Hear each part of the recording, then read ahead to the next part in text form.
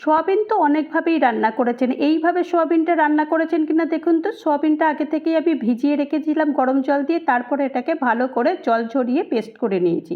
এখন কিছু বাদাম নিয়েছিলাম, বাদামটা আগে থেকেই ভাজা ছিল। ভাজা বাদামটা একটা মিক্সিং জারে নিয়ে সামান্য জল দিয়ে এটাকেও পেস্ট করে রেখে দিয়েছি। দুটোই এখন পেস্ট করে সাইডে রেখে দিয়েছি। গ্যাসে কড়াই বসিয়ে দিয়ে তারপরে এই 2 চামচ মতো সর্ষের তেল গরম করতে দিয়ে এই অর্ধেকটা পেঁয়াজ নিয়েছি।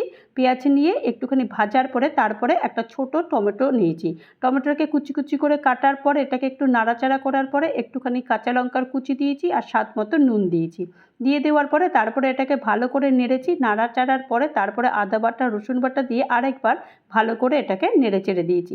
নেড়েচেড়ে দেওয়ার পরে তারপরে এখানে হলুদ গুঁড়ো আর কাশ্মীরি লাল লঙ্কার গুঁড়ো দিয়ে এটাকে আরেকবার ভালো করে কষানোর পর যে বাদাম বেটেছি সেই বাদাম বাটাটা দিয়ে আরেকবার ভালো করে এটাকে কষিয়ে নিতে হবে। কষিয়ে নেওয়ার পরে তারপরে এই সোয়াবিন বাটাটা, সেই সোয়াবিন বাটাটাও এটা দিয়ে দিতে হবে। দিয়ে দেওয়ার পরে তারপরে এটাকে ভালো করে কষানোর পরে তারপরে ওপর থেকে একটু ধনেপাতার কুচি ছড়িয়ে দিয়ে ব্যাস গরম গরম ভাতের সঙ্গে পরিবেশন করুন সোয়াবিন বাটা। খেয়ে বলবেন কেমন হয়েছে। আর অবশ্যই কিন্তু বন্ধুদের মাঝে শেয়ার করবেন। আর ভালো থাকবেন, সুস্থ থাকবেন আর আমার চ্যানেলের সাথে থাকবেন।